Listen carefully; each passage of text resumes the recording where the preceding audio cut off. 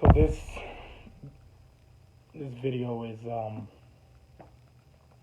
pretty much to talk about. I guess it's called my walkaway story.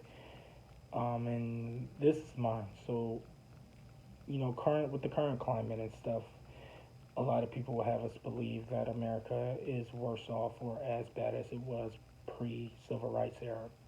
And for the longest time, you know, I I kind of really thought that. I wouldn't say I had a full victim mindset, but I was pretty close. But there was times where I was like, was it because of color of my skin, or was it something my own decision making that got me to where I was? And this is just for different avenues in life, for different events in life that's happened. Now there has been isolated incidences through my professional career where it it was just the other person was just racist and that person was fired. As they should be. But and there was issues I've had with police, and they weren't dealt with. I don't know, but the issue was at least addressed. But most of my issues with police were very cordial. But I'm not here to talk about that too much. My thing is more just leaving the standard of this. I guess never consider myself a liberal or really even a conservative, but I would definitely fall in the liberal views. But I think it was more because of the friends I had, and because you just feel like a group of people. Even though growing up, because of how I talked, how I carried myself, I was isolated by my own people a lot, a lot. So I would think that I would have to carry myself different, and, and think different, believe different. But as you get older, you realize how foolish and silly that is. And as you discover and find yourself, you realize that's just dumb. So, in that time when growing up, my family was not rich, not even middle class at first. They struggled. My parents struggled bad. And they could have just kept saying, oh, it's because of my skin color, I can't do this. It's because of my skin color, I can't do that. And, we grew up in a religious household, and the views that I still hold strongly today. And in that household, it was just, preach about love everybody. You feel me? But that's just not the case when you went out there. And it wasn't just white people or Asian people, or it was everybody. People just can be ugly people, and it's not a skin color thing. It's just if the person's character, if them themselves is ugly. Now I will say I don't believe in this notion if I don't see color. That's a cop out in my opinion. But I don't focus on the color is what I say. I don't focus on the color. Can I see the color because you are an individual and you are a person. So I see your color, but I'm not going to focus on that and use that as the basis for generalizing you as a person. Um, and I'm going to use your character, and that's what we need to be focused on. This looting, rioting, and all these deaths, these unnecessary deaths that are happening these metropolitan areas, but we want to paint. We're fine with murals being painted, and these corporations all just, oh, let's jump on a bandwagon and this about black people and this. They don't care. They just want the black dollar.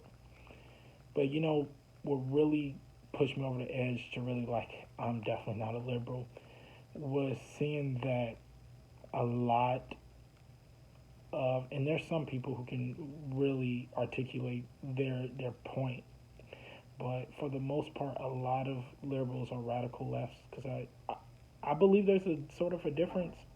Are very just emotionally charged people, and they're never satisfied.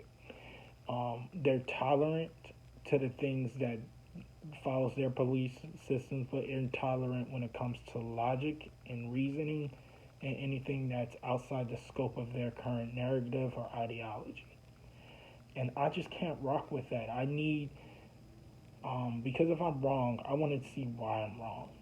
And I don't agree with everything she says,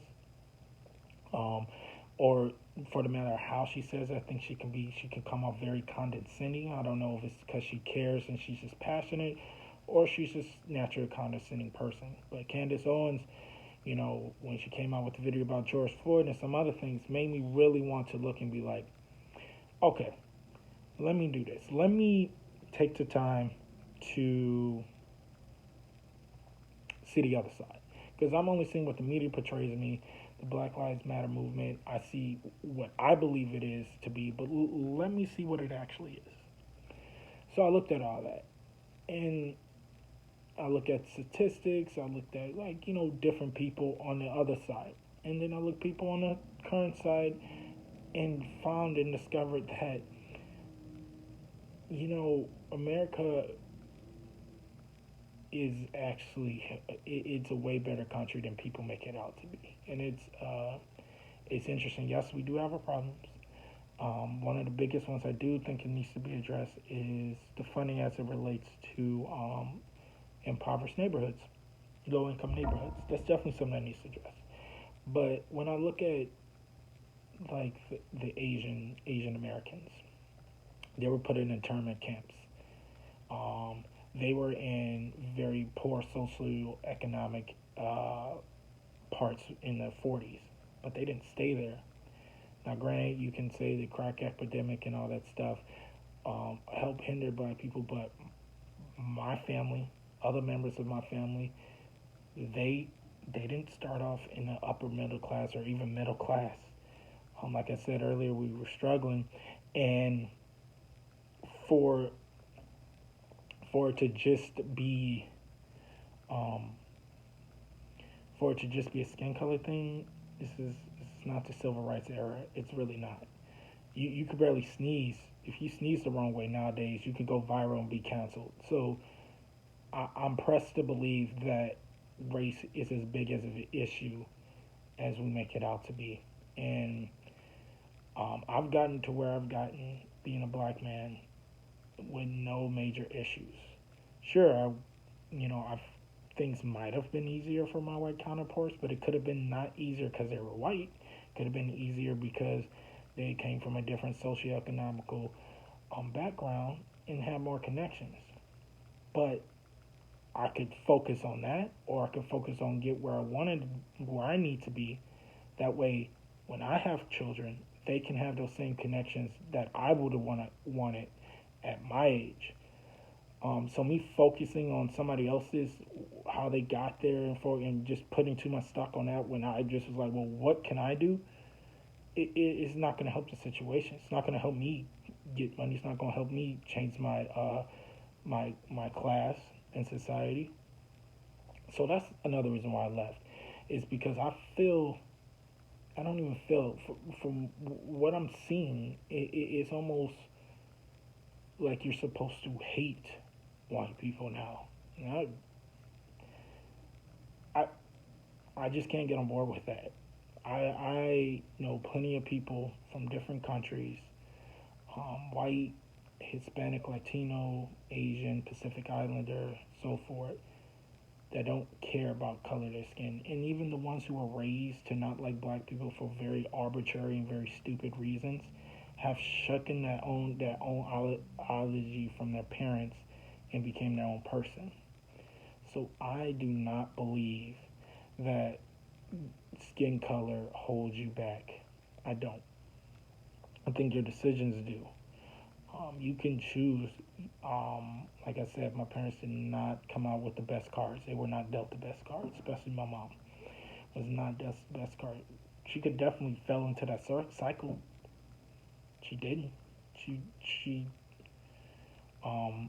let's just say she's very well off now. Very well off. She took risk, calculated risk, and it paid off. Same thing for my pops.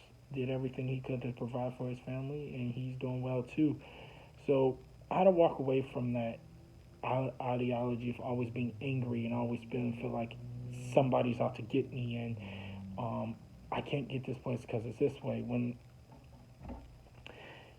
there's immigrants from Mexico and Central America, South American countries that come here and make a very effective life for themselves. So if they can do it and they're a minority, why is me being black gonna stop me? So I had to walk away from that because I feel the ideology that's being preached is more of a hatred than an ideology to come together. And this, I don't like the phrase social justice word, but that's what it is. Everything is not that deep. Some people are just rude. I truly don't believe everybody needs to apologize every time they say something that somebody doesn't like. Especially with Twitter, I don't even have a Twitter, and I know that's just a terrible place to be. It seems like because if you, it should never be. And this was another reason why I left this way of thinking, and it's because when I listen to, I would say, from what I've listened to, what I've seen, Charlie Kirk does a good job of, for the most part, not being condescending and being very open to hearing it by asking your question with another question to kind of get you to see, like, are you thinking from a logical perspective or pure emotion? And I appreciate that. I appreciate the people who can have the dialogue and present facts and figures and statistics and focus on more than just like, oh, it's my skin color, oh, it's because of white privilege, oh, it's because of this. Like, no, like it's because the single motherhood, and this is no disrespect because they're some of the hard working, at least the ones I know and been in contact with, some of the most hard working people. But having kids out of wedlock is extremely high in the black community. There's other factors that we don't consider that we need to do better in, and we just stay with the narrative. You can't get anywhere because you're black. I have never been denied a job because I was black, and if I was, I don't know. So I can only go off what I know. I'm not gonna go off, well, what if this, what if, I'm not gonna lie. I'm gonna go off what's in front of me. I've never been denied a job for I was black. Have I had situation in police? Yes. Like I mentioned before, had I, had incidents where I was called the N word? Yes, but that was dealt with. They were either customer was kicked out and banned from the store, or banned from whatever, or the employee was fired. So I just had to, upload this video. I'm sorry about all the stuttering and everything like that. It's just me really coming to my own realization. I don't subscribe to her ideology, Candace and Charlie Kirk, but I do agree with a lot of what they say. I don't agree with everything because I don't know their stance on everything yet, so I can't say that I agree. But see, that's the thing. A lot of us, and when I say us, I mean Americans who are just angry all the time, don't want to educate ourselves or hear anything that's outside our current scope. A lot of people like playing the victim, and I notice that because if I bring up a statistic or a subject, no matter how I bring it up, it could be very diplomatic, it could be very assertive, it could be very passive. It doesn't matter how I'm probably trying to bring up, people get offended because it's, no, well, how you gonna tell me this? And it's just like, yo, bro, like, come on, man. Like, you're a smart dude, and you got some cats who grew up in upper middle class neighborhoods saying that they can't get anywhere because they're black, but they can't even finish a degree or stay at a job longer than 3 months. It's nothing to do with your skin color. You're just lazy. It's nothing to do with your skin color. Nothing. So I just, I'm all for progression. So whatever that looks like for us coming together, us really recognizing the problems we have, fixing the socioeconomic issues, especially in places like Chicago and Detroit. But outside of like those things, we also got to fix stuff within ourselves in our own neighborhood, change our way of thinking. There's no reason why you should be calling somebody who speaks proper white. Like that doesn't even make sense. But that's just my story, and I just had to say something about it because it's just getting worse. And talking to my grandparents at a point in time prior to all this, just about just how they grew up. Y'all throw that racist word around way too much. Way too much. Y'all are offended by everything. When I'm saying y'all, I'm talking about the social justice warriors. You guys are because they're offended by anything that threatens your current view, and that's not how change occurs. Change occurs when two people who possibly have opposing views talk it out. Some things aren't compromisable, so you need to present your position. But some things that are, you guys got to be able to hear each other. And I see one side doing that, the other side just screaming and yelling. And talking to my grandparents, I've seen and heard stories about true racism. So that's my story. If I'm Uncle Tom, I'm Uncle Tom. You should probably read the book. You might want to come up with a different insult, because I think people call people that don't know the story, which is another problem. We don't know all our history.